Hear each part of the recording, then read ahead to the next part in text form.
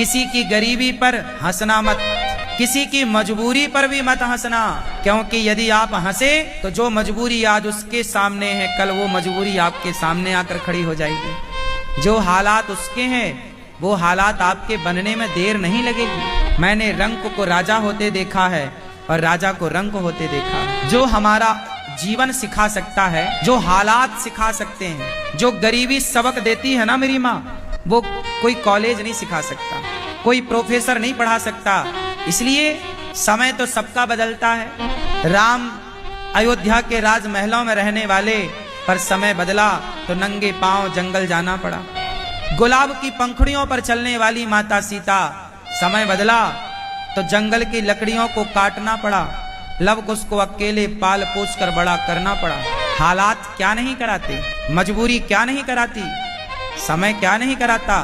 इसलिए समय का दुरुपयोग ना करो, सीखो। हर समय हमें सीखते रहना चाहिए, लोगों का अनुभव लेते रहना चाहिए। कि अनुभव जो है वो एक टाइम के साथ आता है, एक समय के साथ आता है, और अनुभवी व्यक्ति सब नहीं होते। याद रखना, उम्र बढ़ना अलग है और अनुभव बढ़ना अलग है। जरूरी नहीं है कि आपकी उम्र बढ़ रही है तो अनुभव बढ़े। कुछ लोगों की उम्र तो बढ़ती है, अनुभव नहीं बढ़ता। अनुभव किनका बढ़ता है? जो हर हालात से गुजरते हैं, जो हालातों से गुजरे ही नहीं, उनका अनुभव तो जो 2015 में था वही 2024 में है। इसलिए उतार चढ़ाव भरा जीवन बहुत अच्छा होता है। कुछ लोग कहते हैं महाराज हमें दुख ना आए, और कुंती बुआ कहती है भगवान हमें और दुख आए। क्यों?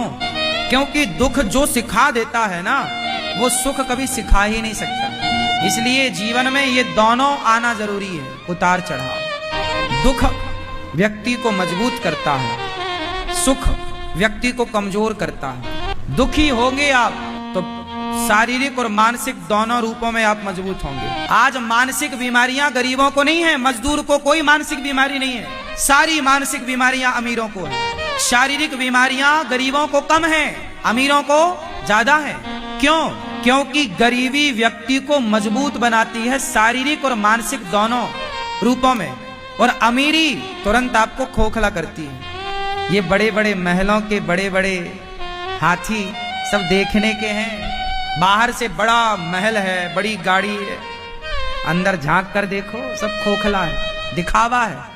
ये जिस गाड़ी पे ये घूम रहा है ना, ये बैंक के कर्जे में है, पागल बना रहा है। इतना बड़ा बंगला बनाया है, लोन लिया है, चुका चुका के मर रहा है, तो वो आंसू भी पी रहा है, अब चुकाया जा नहीं रहा है।